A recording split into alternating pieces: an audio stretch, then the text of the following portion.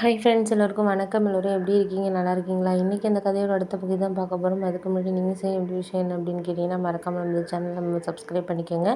கீழே இருக்க பெல் பட்டனை கிளிக் பண்ணுங்கள். அப்போ தான் நான் போடுற வீடியோஸ் எல்லாமே உங்களுக்கு உடனுக்குடனே நோட்டிஃபிகேஷன் வரும். ஸோ மறக்காமல் சேனலை சப்ஸ்கிரைப் பண்ணிவிட்டு வீடியோ பாருங்கள் ஃப்ரெண்ட்ஸ். வாங்க நம்ம கதைக்குள்ளே போகலாம். அதுக்கப்புறம் அண்ணனோட நிச்சயதார்த்தத்துக்கு நான் ஊர்லேருந்து கிளம்பி வர்றப்பே அண்ணன் என்கிட்ட என்ன சொன்னார்னா, இது மாதிரி அம்மா அப்பா கிட்ட என்னோட கல்யாணம் சம்மந்தமாக அங்கே என்ன நடந்தாலும் நீ அதை பற்றி எதுவும் கேட்டுக்கக்கூடாது அப்படிங்கிற மாதிரி என்கிட்ட ஃபோன் அடித்து சொன்னார். நான் உடனே ஏன் இந்த மாதிரிலாம் அவர் பேசுகிறாரு? எப்போதும் அம்மா அப்பா சொல்கிறத இவர் எதையுமே சரின்னு தான் சொல்வார். நான் தான் ஏதாச்சும் அவங்க சொல்கிறதுக்கு ஏதாச்சும் ஒரு அகென்ஸ்டாக பேசிகிட்டு இருப்பேன்.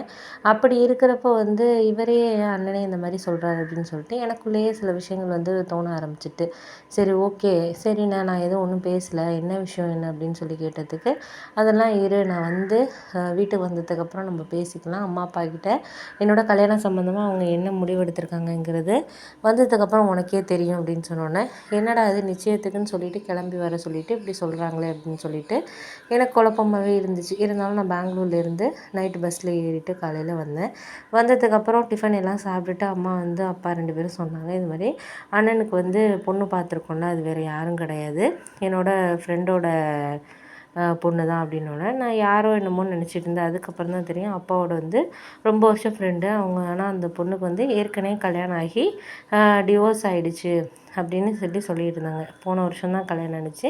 அந்த பொண்ணை எதுக்குப்பா அண்ணனுக்கு பார்த்துருக்காங்க? எனக்கு ஒன்றுமே புரியலை. ஏன்டா அது அப்படின்னு சொல்லிட்டு எங்கள் அப்பா கிட்ட எதுவுமே கேட்கக்கூடாதுன்னு வேறு அண்ணன் சொன்னதுனால அப்படின்னு சொல்லிட்டு நான் இங்கேருந்து கிளம்பி போயிட்டேன்.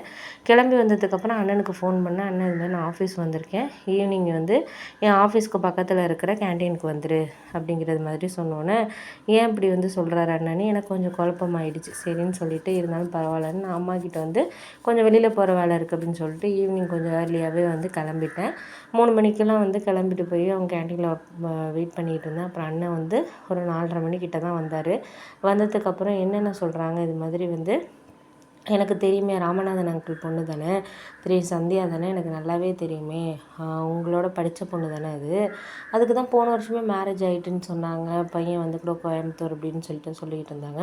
இல்லை கிராண்டாக கல்யாணம்லாம் பண்ணாங்க. இப்போ 1 இயரில் இப்போ திருப்பி உனக்கும் அந்த பொண்ணுக்கும் என்கேஜ்மெண்ட்னு சொல்கிறாரு அப்பா. எனக்கு ஒன்றுமே புரியல. நான் அம்மா அப்பா கிட்ட எதுவும் நீ கேட்கக்கூடாதுன்னு சொன்னதுனால தான் நான் கேட்காம அமைதியாக இருந்தேன். இல்லைன்னா எனக்கு கோவம் வந்துச்சு அந்த இடத்துல. ஏன் ஏற்கனவே கல்யாணம் ஆன பொண்ணை அண்ணனுக்கு இப்போ பேசி முடிக்கிறீங்க அப்படின்னோடனே, இல்லை அந்த பொண்ணு மேலே எந்த ஒரு தப்புமே இல்லை, நானே முதல்ல அவங்க 2 பேரும் பேசி முடிவு எடுத்துக்கிட்டு இந்த மாதிரி என்கிட்ட சொன்னப்போ நானே வேண்டான்னு தான் சொன்னேன். ஏன்னா ஏற்கனவே டிவோர்ஸ் ஆன பொண்ணாக இருந்தால் அவங்களுக்கு அவங்க எப்படி என்னங்கிறது நம்மளுக்கு தெரியாது.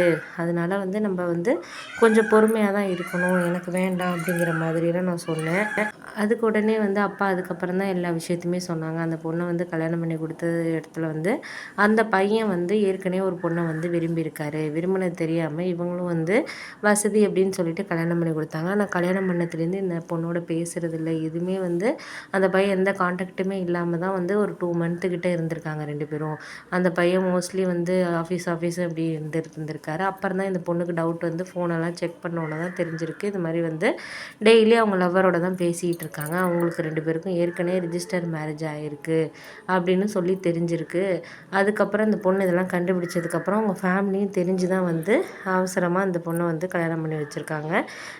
வரதட்சணை இதுக்காக. அந்த பொண்ணு லவ் பண்ண பொண்ணு அந்தளவுக்கு வசதியான வீடு கிடையாதான், அதனால அப்படின்னோடனே, அதுக்காக ஒரு பொண்ணை இந்த மாதிரிலாமா ஏமாற்றி கல்யாணம் பண்ணுவாங்க, இது அவங்களுக்கே கொஞ்சம் இதாக இல்லை என்ன அப்படின்னோடனே, ஆமாம் என்ன பண்ணுறது, அவங்க இந்த மாதிரி தான் ஏமாற்றி இது பண்ணியிருக்காங்க. அது சொல்கிறதுக்கு தான் அவங்களுக்கும் மனசு ரொம்ப கஷ்டமாகவே இருந்துச்சு.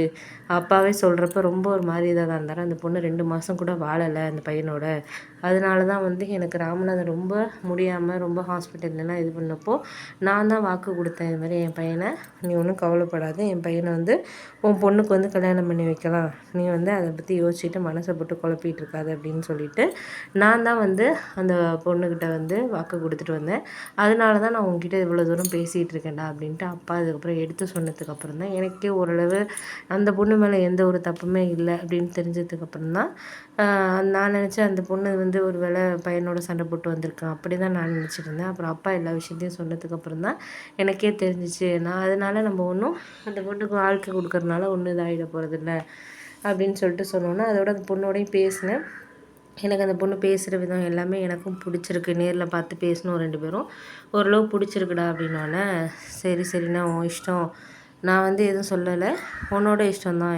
நான் அதில் வந்து இது பண்ண விரும்பலை அப்படின்னு சொல்லிட்டு சொன்னோன்னே, ஏன் இப்படி சொல்கிற அப்படின்னோடனே, ஆமாண்ணா அது உன்னோட லைஃபு நீ தான் வந்து முடிவெடுக்கிறது.